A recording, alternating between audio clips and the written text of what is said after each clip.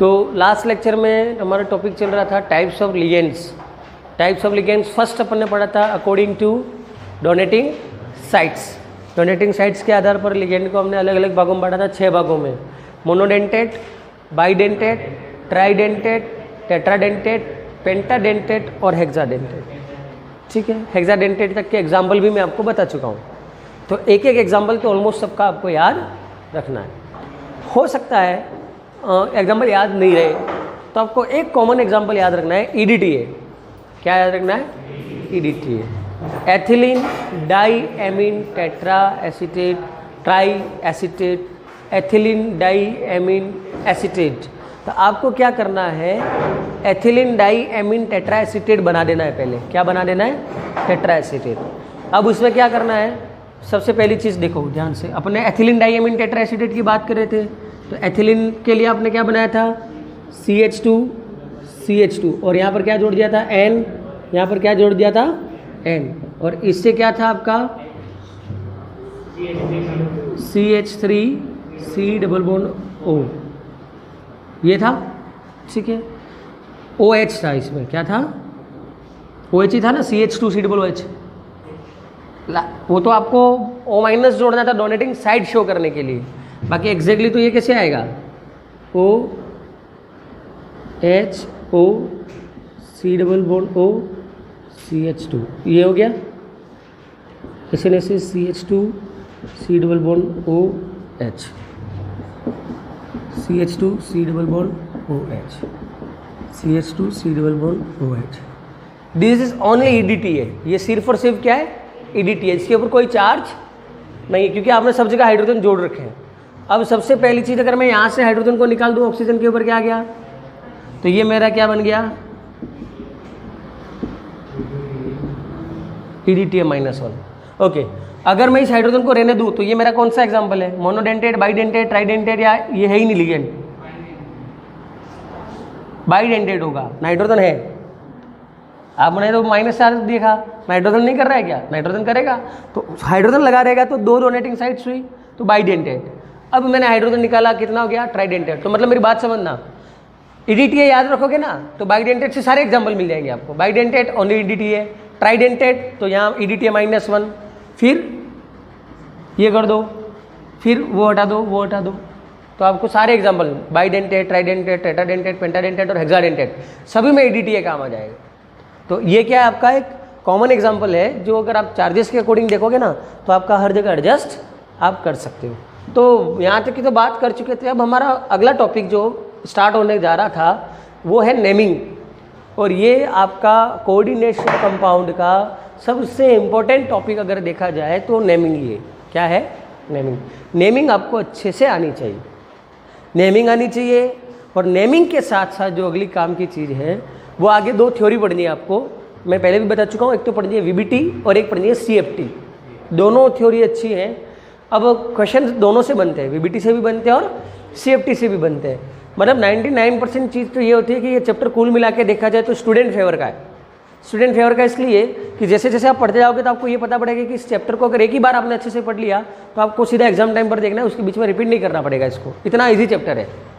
ठीक है, डेफिनेशन से आगे सारी होमोलेप्टिक हेप्रोलेप्टिक का क्वेश्चन आता है, वो भी डेफिनेशन है। अब ये आ गया तो इसमें खाली नियम पढ़ने, नियम याद करने नहीं है, रूट प्रैक्टिस का काम है। यहाँ जितने भी रूल्स मैं भी बताऊंगा ना वो हम लिखेंगे ज़रूर, हमारे पास होने भी चाहिए। लेकिन कभी भी एग्जाम में ये नहीं आएगा कि right any 5 rules for the naming of coordination compound. Coordination compound की नेमिंग करने के कोई 5 नियम लिखिए, नेवर। ऐसा क्वेश्चन कभी अराइज नहीं होगा। आपको क्यों चाहिए रूल्स? कंपाउंड दे रखा है साहब, उसका नाम लिखना है, इसलिए हमको रूल्स चाहिए। इसलिए हमको क्या चाहिए? रूल्स याद नहीं करने, प्रैक्टिस करनी है। प्रैक्टिस से कोऑर्डिनेशन नंबर भी क्लियर होगा, ऑक्सीडेशन नंबर भी क्लियर होगा, नेमिंग भी क्लियर होगी। ठीक है, तो नेक्स्ट टॉपिक है हमारा naming of coordination compound. Next क्या है? Naming of coordination compound. Okay, अब देखो कोऑर्डिनेशन कंपाउंड्स वापस एक बार फ्लैश आउट कर दे पुराना। कोऑर्डिनेशन कंपाउंड कहते हैं हमारे दिमाग में क्या क्या चीज़ें आएंगी? बहुत सारी आएंगी। सेंट्रल मेटल एटम होगा, लिगेंड होगा, एनायनिक पार्ट होगा, कैटायनिक पार्ट होगा, कैसे लिखना रहा नाम, बहुत सारी चीज़ें हमको देखनी है। तो सबसे पहला काम जो यूनिक बात करेंगे अपन तो जब भी कोई भी आपको कोऑर्डिनेशन कंपाउंड दिया हो, right the name of cation first. सबसे पहला काम क्या करना है आपको, right the name of cation first. अब देखो कैटायन बोला है मैंने, कॉम्प्लेक्स की बात नहीं करी है मैंने, जो भी कैटायन वाला होगा भाग उसका नाम पहले लिखना है। अब देखो दो चीजें आएंगी आपके पास, कितनी चीजें आएंगी, दो।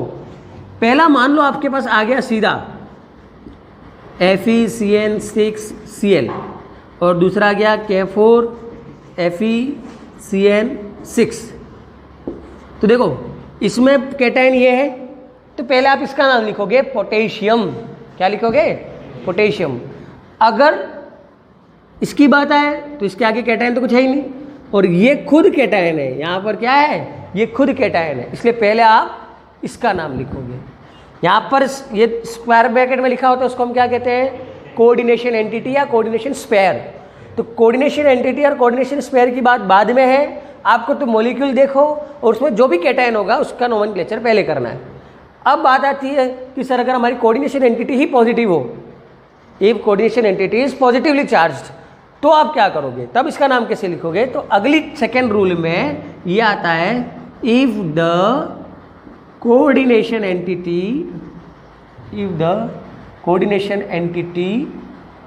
Is positively charged.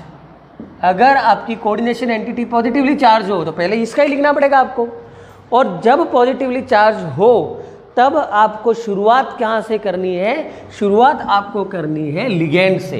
कहाँ से करनी है, लिगेंड से। तो पहला क्या करोगे, पॉजिटिवली चार्ज है तो अब हम उस कॉम्प्लेक्स की नेमिंग कर रहे हैं, इसलिए मैं सेकंड के अंदर सब पॉइंट बना रहा हूँ। उस पूरे कॉम्प्लेक्स को कैसे लिखेंगे ये सीख रहे हैं। तो हम क्या लिखेंगे, right the name of ligands. आपको क्या करना है, लिगेंड्स का नाम लिखना है। तो सर हमको तो पता ही नहीं है लिगेंड्स का क्या नाम है। जैसे कि आपने कई सारी चीज़ें तो देखकर पता लग जाएंगी, लेकिन जैसे H2O को जब लिगेंड की फॉर्मेट में हम लिखते हैं तो एक्वा लिखते हैं। क्या लिखते हैं, एक्वा। NH3 है तो उसको अपन लिखते हैं एमीन। क्या लिखते हैं, एमीन। तो वो कुछ एक एग्जाम्पल मैं आपको लिखाऊंगा 20-25 एक एग्जाम्पल लिगेंड्स के कि किसको क्या लिखते हैं, और एक जनरल फॉर्मूला मैं दूंगा, उससे आपका काम हो जाएगा। कुछ एक याद रखना है और कुछ एक फॉर्मूले से हो जाएंगे, तो ज़्यादा लोड जैसी बात नहीं है। और दूसरा वो घुमा फिरा के 8 से 10 ही लिगेंड है जो एग्जाम में भी आते हैं और बार बार हर फॉर्मूले के साथ जुड़े रहते हैं, तो वो तो आप आसानी से कर सकते हो और वो प्रैक्टिस से भी हो जाएगा। इसलिए अभी लिगेंड को कैसे लिखते हैं वो नहीं करना, लिखना क्या है वो पता होना चाहिए। पहले लिगेंड को लिखेंगे, ठीक। If more than one type of ligands are exist, अगर सेम काइंड के 2 या 2 से ज़्यादा लिगेंड है, if 2 or more same kinds of ligands are present, मतलब आपके पास 2 एमीन है, 2 एक्वा है, तो आप क्या करोगे, 2 types of ligands are exist, then तो 2 के लिए आप क्या लिखोगे, बाई। क्या लिखोगे, बाई। 3 के लिए क्या लिखोगे, ट्राई। 4 के लिए क्या लिखोगे, टेट्रा। 4 के लिए क्या लिखोगे, टेट्रा। 5 के लिए क्या लिखोगे, पेंटा।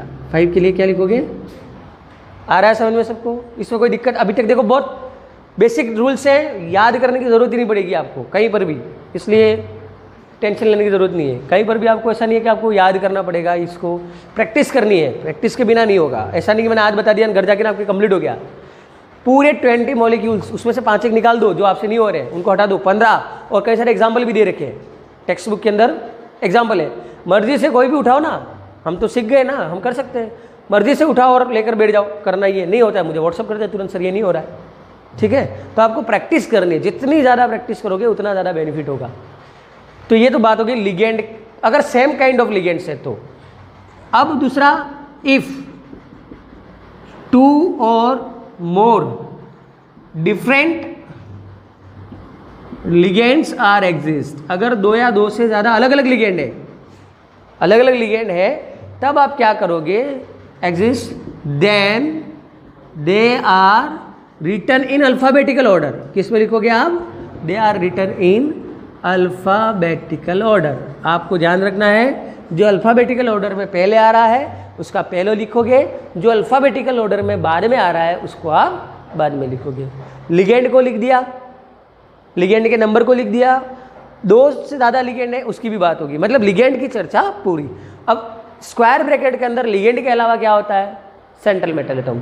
तो ये पूरा कर लेने के बाद क्या लिखना है आपको, name of central metal atom is written followed by, this is most important, followed by oxidation number. मैंने पहले ही कहा था यूपीएससी के अंदर भी ऑक्सीडेशन नंबर निकालना आना चाहिए।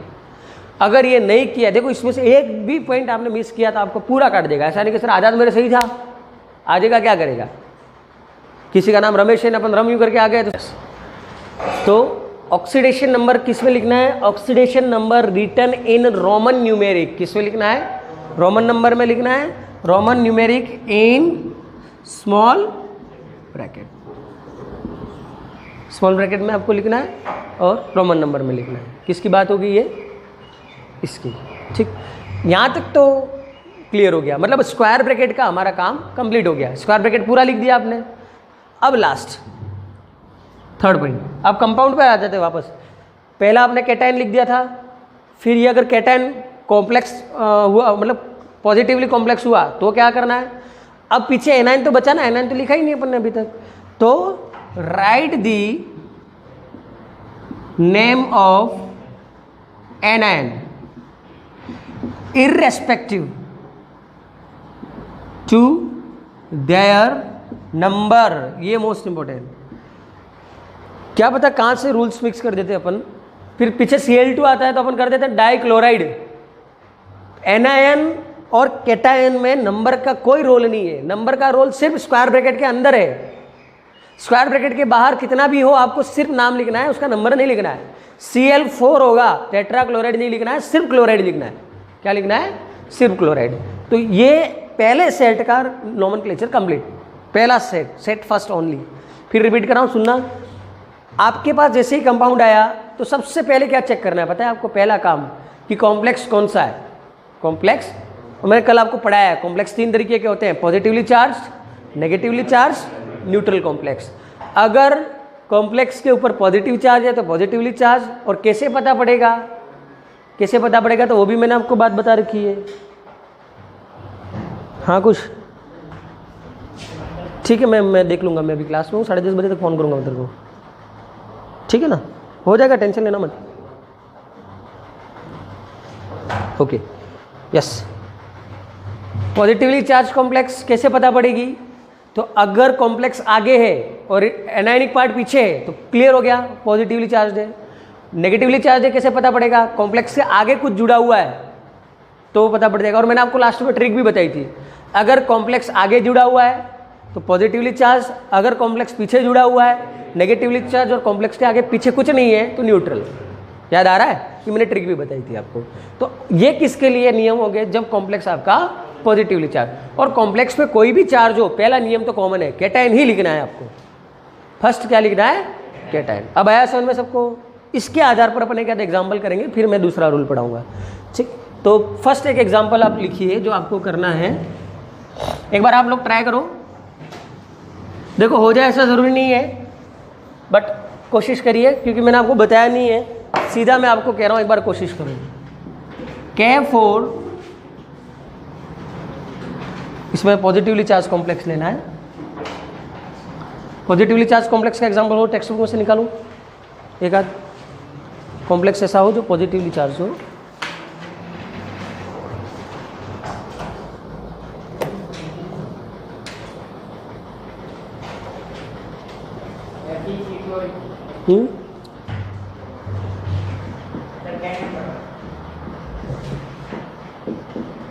ये करो,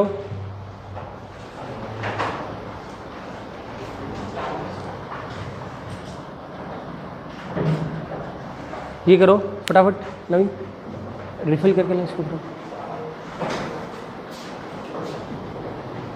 इसको करिए। फर्स्ट पार्ट चीज़ कॉम्प्लेक्स को देखते क्या निकालना है, कॉम्प्लेक्स कौन सा चार्ज है, कॉम्प्लेक्स कहाँ जुड़ा हुआ है, आगे, आगे मतलब पॉजिटिवली चार्ज।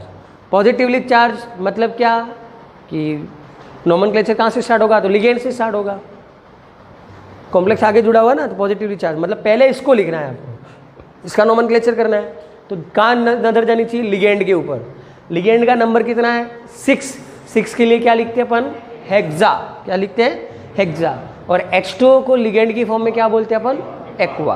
क्या बोलते हैं, तो क्या लिखेंगे, हेक्सा एक्वा। नंबर और लिगेंड दोनों क्लियर। फिर क्या लिखना है, सेंट्रल मेटल एटम, तो सेंट्रल मेटल एटम लिखो क्रोमियम, हेक्सा एक्वा क्रोमियम। यहाँ तक हो गया। अब क्या निकालनी है, क्रोमियम की ऑक्सीडेशन स्टेट।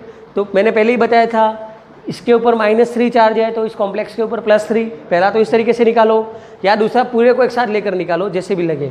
तो इसका तो 0 हो गया, 6 × 0 0, तो Cr = क्या गया, +3। क्या आया, तो हेक्सा एक्वा क्रोमियम, ब्रैकेट में रोमन नंबर में लिखो 3 और क्लोराइड, 3 क्लोराइड, ये इसका नोमेनक्लेचर। कुछ करना पड़ा क्या, एकदम इजी था। बेसिक एग्जाम्पल से लेकर आपको चलना है और एकदम इजीएस्ट वे में हो जाएगा।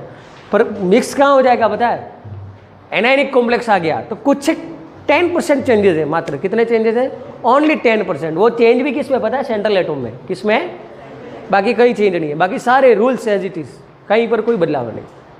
सेंट्रल एटम में क्या है, अभी आपने लिखा सीधा क्रोमियम और वहाँ पर सेंट्रल मेटल एटम का नाम चेंज होकर पीछे जुड़ जाता है ATE। क्या जुड़ जाता है, ATE। जैसे कि क्रोमियम को बोलते हैं क्रोमेट, आयरन है तो फेरस, फेरस को बोलते हैं फेरेट, जिंक है, जिंक को बोलते हैं जिंकेट।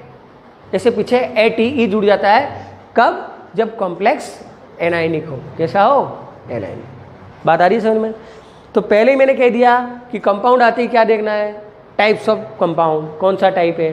तो देखो अब आपको मैं एक फॉर्मेट बता रहा हूँ, उस फॉर्मेट में आपको घर पे प्रैक्टिस करनी है।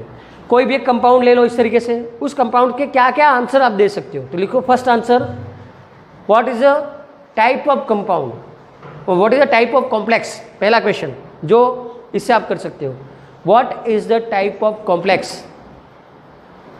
पहला प्रश्न ये करो, इस कंपाउंड से आपको क्वेश्चन करना है। दूसरा, oxidation number of CMA, central metal atom, oxidation number of CMA, oxidation number. Third, coordination number, third coordination number, ठीक। Fourth IUPAC name, fourth IUPAC name. 4 answer देने, हर एक कंपाउंड को ले लो, 4 आंसर करते रहो तो सारी चीज़ें क्लियर हो रही है। कोऑर्डिनेशन नंबर निकालना आ रहा है, ऑक्सीडेशन नंबर निकालना सीख रहे हैं, चार्ज कौन सा है कॉम्प्लेक्स पे वो पता पड़ रही है, और नाम लिखना भी सीख रहे हैं। तो 4 काम हो रहे हैं ना आपके। तो आपको ये करना है काम, जैसे मैं नेमिंग कंप्लीट पढ़ा दूँ ना, उसके बाद बैठ जाना है, एक कंपाउंड उठाओ 4 क्वेश्चन, एक कंपाउंड उठाओ 4 क्वेश्चन। जितनी ज़्यादा प्रैक्टिस करोगे उतना आपको बेनिफिट है, बिना प्रैक्टिस के नहीं होगा, ये भी कह देता हूँ मैं। और ये मान के चलो कि 9 चैप्टर तो हटेगा भी नहीं हालांकि आपके सिलेबस में से। और मोस्ट इंपॉर्टेंट चैप्टर खास उन बच्चों के लिए जिनको यूँ लगे कि हम जैसे कि इनऑर्गेनिक के कुछ हैवियर चैप्टर हैं, इलेक्ट्रोकेमिस्ट्री है या केमिकल काइनेटिक्स जैसे चैप्टर हम नहीं कर सकते, उनको ऐसे चैप्टर्स बहुत बेनिफिट देंगे। बहुत ईजी चैप्टर है ये, पर प्रैक्टिस करनी है। देखो बिना प्रैक्टिस के तो आपसे हो जाएगा ऐसा सोचना भी मत। कंपाउंड लेने हैं, प्रैक्टिस करनी है। एक आध और एग्जाम्पल ले लो आप करना चाहो तो इसी का, पॉजिटिव का। पॉजिटिव का करो एग्जाम्पल एक और ले लूँ।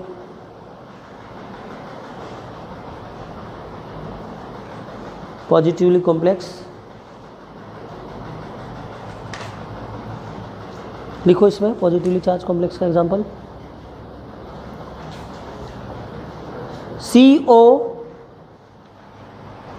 CO कोबाल्ट मतलब स्मॉल ब्रैकेट NH3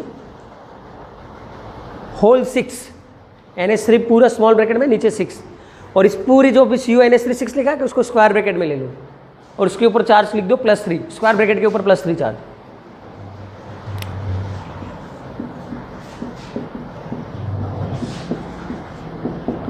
ये वाला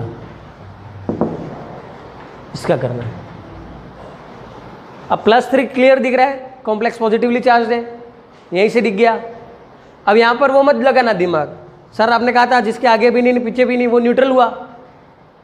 वो न्यूट्रल कब होता है, जब इस कॉम्प्लेक्स के ऊपर, ये तो खुद पहले ही बता रहा है चार्ज है इसके ऊपर। तो और बात, ऐसा जब कोई आ जाए ना आगे पीछे कुछ नहीं हो तो इसके पीछे आयन भी लिखते हैं अपन, नॉमेनक्लेचर में आयन लिखते हैं। कैसे मैं बताता हूँ। जैसे कि पहला काम कैटायन पार्ट यही है तो इसी को लिखना है, एनायन तो है ही नहीं, लिखने की बात ही नहीं है। नंबर 6 हेक्सा एमीन, फिर कोबाल्ट, और ये 0 NH3 का 0, 6 × 0 0, तो CO = प्लस, नहीं आता हो निकालने तो यहाँ देख लेना, CO NH3 6 + 3, जिसका निकालना है वो X plus 6 × NH3 0, net charge कितना है +3, तो X = +3। तो कोबाल्ट स्मॉल ब्रैकेट +3, फिर कुछ है ही नहीं तो यहाँ क्या लिख देते हैं ion, hexa amine cobalt 3 ion. Ion लिख देना अच्छी बात है, नहीं लिखोगे तो नंबर नहीं कटेगा, ये बात तो श्योर है, नंबर नहीं कटेगा, पर यहाँ तक करना है। आयन इसलिए लिख रहे हो क्योंकि ये कंपाउंड है, क्या ये तो आयन है, आयन है, that you have to write, पीछे आपको आयन लिखना है। तो पॉजिटिवली चार्ज कॉम्प्लेक्स तक क्लियर हुआ सबके। अगला आप लोग करिए, नेक्स्ट है अपने पास, if the complex is negatively charge, अगर आपका कॉम्प्लेक्स कैसा हो negatively charge.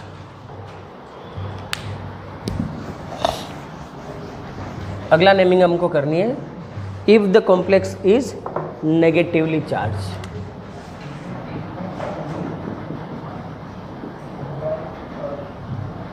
If the complex is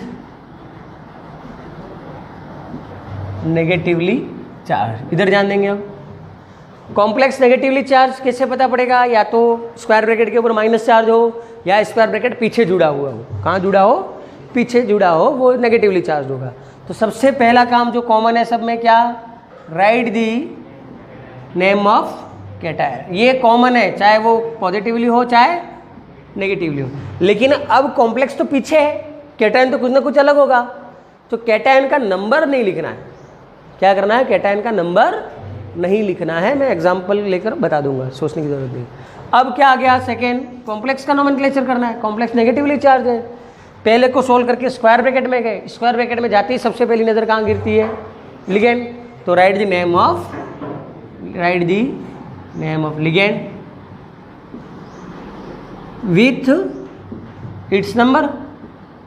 2 या 2 से ज़्यादा लिगेंड हो तो क्या करेंगे, उसके पीछे मतलब आगे डाई ट्राई टेट्रा पेंटा ऐसा लगा देना है। और अगर 2 अलग अलग लिगेंड हो या 2 से ज़्यादा अलग अलग लिगेंड हो तो write them in their according to alphabetical order, alphabetical order में लिखना है अगर 2 या 2 से ज़्यादा हो तो।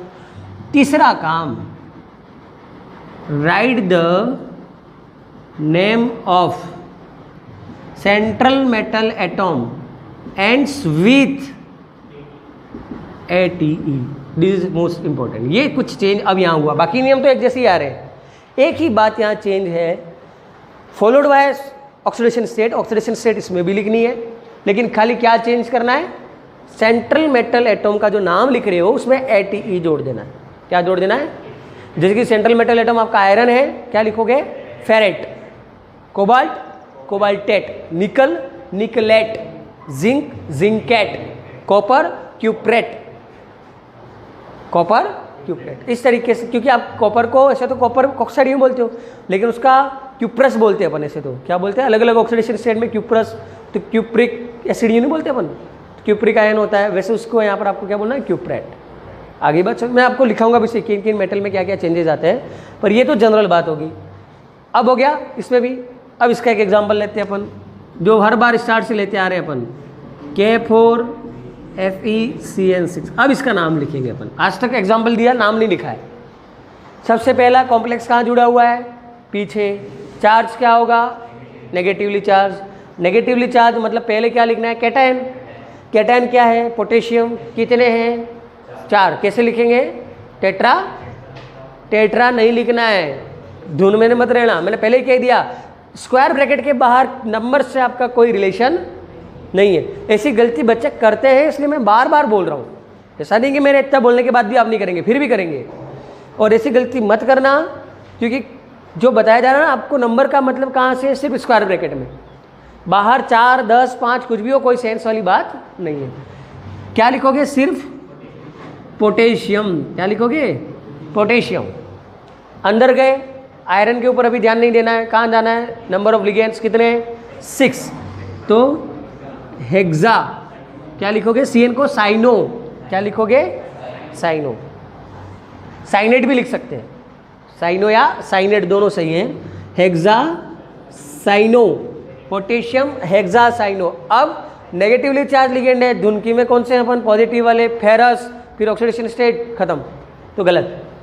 अब आपके हिसाब से सही है, आप कहेंगे भाई मेरे से सब सही गया, सही कहाँ से गया, नेगेटिवली चार्ज कॉम्प्लेक्स है, नियम तुरंत चेंज हो जाता है। फेरस की जगह क्या हो जाएगा, फेरेट, हेक्सा साइनो फेरेट। अब इसका ऑक्सीडेशन नंबर निकालना है, तो 4 × K का क्या होता है, +1, प्लस Fe का निकालना है x, प्लस 6 × CN का क्या होता है, -1, नेट चार्ज क्या है 0, 4 + x - 6 = 0, x = 6 - 4 = +2। Ferrate second, potassium hexa cyano ferrate second, ये इसका नाम हो गया। ये क्या हो गया, इसका नाम। आया समझ में सबको? कुछ डाउट इसमें किसी को, कोई समस्या हो तो पूछ लेना कि सर ये पॉइंट वापस बताओ। अब एक कंपाउंड आप करिए, कोई भी एग्जांपल लिखिए, एक आप करिए एग्जांपल इसका,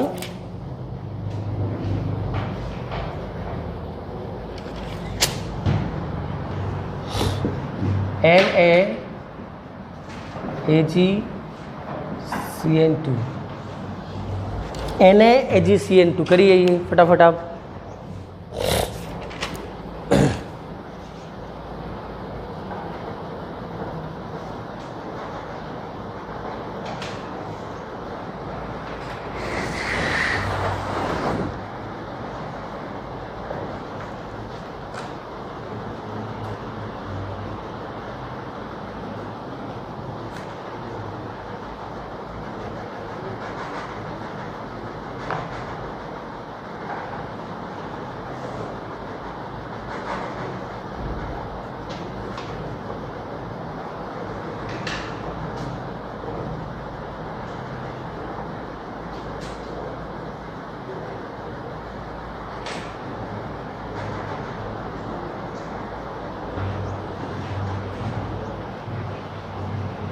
हो गया, पीछे जुड़ा हुआ है कॉम्प्लेक्स नेगेटिवली चार्ज, पहला क्लियर हो गया। आगे क्या लिखोगे, सोडियम, सोडियम डाइसाइनो, डाइसाइनो या बाइसाइनो, जो भी आप करेंगे कोई दिक्कत नहीं, डाइसाइनो। फिर Ag को क्या बोलते हैं अपन, अर्जेंटम, उसका लैटिन नेम है सिल्वर का, तो अर्जेंटम किस में बन जाएगा, अर्जेंटेट, क्योंकि नेगेटिवली चार्ज कॉम्प्लेक्स है। Sodium dicyano argentate. अब इसका ऑक्सीडेशन स्टेट क्या आ रही है, 1, तो ब्रैकेट में 1, खत्म, बस अर्जेंटेट 1। आया समझ में? अब कोई समस्या आ रही है क्या? ओके। अब एक चीज़ और देखनी है आपको कि कौन कौन से नेगेटिवली चार्ज लिगेंड है। लिगेंड्स को चार्ज के आधार पर भी 3 भागों में बांटा था अपन ने, जिनके ऊपर माइनस चार्ज हो वो नेगेटिवली चार्ज, जिनके ऊपर पॉजिटिवली चार्ज हो वो पॉजिटिवली चार्ज, और जिनके ऊपर कोई चार्ज नहीं हो न्यूट्रल। लेकिन एक समस्या ये आती है, मैंने आपको तब भी कहा था, क्या लिगेंड पॉजिटिवली चार्ज हो सकते हैं क्या? तो मैंने आपको बताया था हो सकते हैं, क्योंकि उनके पास कोई ऐसा डोनर एटॉम होगा जो नाइट्रोजन की तरह या ऑक्सीजन की तरह, तो पॉजिटिवली चार्ज वो हो सकते हैं। इसका पॉजिटिवली चार्ज का फेमस एग्जाम्पल है हाइड्रोजन। कौन सा है, हाइड्रोजन। अपन आगे मैं बताऊंगा इसका हाइड्रोजन में कैसे होगा वो। तो सबसे पहला आपको देखना है examples of negatively charge ligand, examples of negatively charge ligands. तो नेगेटिवली चार्ज लिगेंड्स में क्या ध्यान रखना है, अगर कोई लिगेंड या कोई कंपाउंड या कोई मॉलिक्यूल या ग्रुप ऑफ एटॉम्स जिसकी एंडिंग IDE से हो रही है, उसको आपको बदल देना है IDO में। किससे बदल देना है? अगर किसी की एंडिंग ITE से हो रही है, उसको आपको बदल देना है ITO में। किससे बदल देना है? ITO में, ठीक है। अगर किसी की एंडिंग ATE से हो रही है, उसको बदल देना है ATO में। आई बात समझ में? ये याद रखना है। आया समझ में सबको? यस और नो? पता पड़ी ना? ओके। तो सबसे पहला F- नेगेटिवली चार्ज लिगेंड है। क्या बोलते हैं F को? फ्लोराइड। क्या बोलते हैं? फ्लोराइड। IDE क्या बदल दो? IDO। तो पहली चीज तो इसको आप क्या बोल सकते हो? फ्लोरिडो। क्या बोल सकते हो? फ्लोरिडो। अब कई सारे क्या करते हैं पता है, मैं बताता हूँ एक बार, और इसके अलावा इसको आप बोलते हैं फ्लोरो, दोनों सही है दोनों। अब क्या करेंगे सर, इसमें तो फ्लोरिडो आ रहा है, फ्लोरो आ रहा है, कौन सा सही है? दोनों सही हैं। फ्लोरिडो तो इस कंसेप्ट के अकॉर्डिंग आता है, फ्लोरिडो आप कर सकते हो, कोई भी गलत नहीं कर सकता, और फ्लोरो करोगे तो भी नहीं कर सकता, दोनों सही है। दूसरा Cl माइनस क्या बोलते हो? क्लोरिडो, क्या बोलते हो? मतलब क्लोराइड बोलते हैं, किस में बदल जाएगा? क्लोरिडो, या इसको क्या बोलते हो आप? क्लोरो। फिर Br minus bromido, bromo, I minus iodo, yes. अब देख लो Cn माइनस, क्या? Cn माइनस, तो साइनाइड बोलते हैं अपन इसको, Cn माइनस को तो साइनाइड बोलते हैं, तो साइनाइड का क्या हो जाएगा? साइनिडो, क्या हो जाएगा? साइनिडो, या इसको आप क्या बोलते हो? साइनो या साइनिडो, ठीक है। दूसरा Nc माइनस आइसोसाइनाइड, तो आइसोसाइनिडो या आइसोसाइनो, आइसोसाइनो या आइसोसाइनिडो, ठीक। अगला एग्जाम्पल SNC, SCN करो पहले तो, SCO, S का मतलब थायो से होता है, थायोसाइनाइड, पहला तो क्या है? थायोसाइनाइड, तो क्या बन जाएगा? थायोसाइनिडो या थायोसाइनो, थायोसाइनो। अब SNC थायो आइसोसाइनाइड या आइसोथायोसाइनाइड या आइसोथायोसाइनिडो, आ रही बच्चों में। अब एग्जाम्पल ऑफ ले लो OH minus hydroxide, OH minus को क्या बोलते हैं? हाइड्रोक्साइड, तो इसको क्या बोल सकते हो? IDE है तो IDO कर दो, हाइड्रोक्सिडो, या इसको जनरल बोलते हैं हाइड्रोक्सो, क्या बोलते हैं? हाइड्रोक्सो। H माइनस क्या बोलते हैं? ये मैं बता चुका हूँ। H प्लस हो, जब हाइड्रोजन के ऊपर प्लस हो तो उसको अपन प्रोटॉन कहते हैं जनरली, H प्लस को तो आयन कहते हैं ना, प्रोटॉन आयन, ठीक है। लेकिन जब H के ऊपर माइनस हो तो इसको अपन कहते हैं हाइड्राइड, क्या कहते हैं? हाइड्राइड। तो हाइड्राइड तो क्या बन जाएगा? हाइड्रिडो, क्या बन जाएगा? हाइड्रिडो। अब ऐसे ऐसे कम से कम 20 एग्जाम्पल है, कितने? 20, जिसकी पूरी लिस्ट आपको मैं नोट्स के अंदर दे दूंगा। नोट्स कल भेजने वाला था, लेकिन एक वो खाली एक क्लासिफिकेशन वाला नोट्स लिखना बाकी है, तो वो मैं आज यहीं स्कूल में लिख के और आप घर जाओगे, इससे पहले आपको पहुंच जाएंगे, ठीक है ना। तो नोट्स आज मिल जाएंगे, तो आप प्रैक्टिस करना चाहें तो कर सकते हो। तो इसके सारे एग्जाम्पल्स मैंने नोट्स में लिखवा रखे हैं। सल्फाइड, सल्फाइड, सल्फेट, जैसे सल्फेट SO4 माइनस, तो ATE आ रहा है, तो सल्फेटो, फॉस्फेट, फॉस्फेटो, सल्फाइड, सल्फीडो, आ रही है ना बच्चों? नाइट्रेट, नाइट्रेटो, नाइट्राइट, नाइट्रीटो, तो ये याद रखना है खाली, बाकी कोई लोड लेने की जरूरत नहीं है। इतना याद रह गया ना, सब काम हो जाएगा, इससे ज़्यादा तो कुछ आएगा ही नहीं। हालांकि आपकी बुक में भी दे रखा है ये नाम, तो उसमें ITE को ITO कर देना, IDE को IDO कर देना, ITO को ITE को ITO कर देना। आ रही बात में? These all are the examples of negatively charged ligand। ये सारे लिगेंड कौन से हैं? जिनके ऊपर नेगेटिव चार्ज है। अब दूसरा न्यूट्रल लिगेंड्स, दूसरा कौन सा? Neutral ligands. तो न्यूट्रल लिगेंड्स में मेजर जो दो आपके काम के हैं वो कौन कौन से हैं? एक तो है NH3 न्यूट्रल है, जिसको हम कहते हैं एमीन, क्या कहते हैं? एमीन। एक है H2O, एक कौन सा है? H2O, जिसको हम क्या कहते हैं? एक्वा, क्या कहते हैं? एक्वा। तो न्यूट्रल वाले लिगेंड्स के एग्जांपल। उसके बाद CO, कार्बोनिल, CO को क्या कहते हो? कार्बोनिल। तो वो भी आपके पास है, कौन कौन से हो गए? H2O, aqua,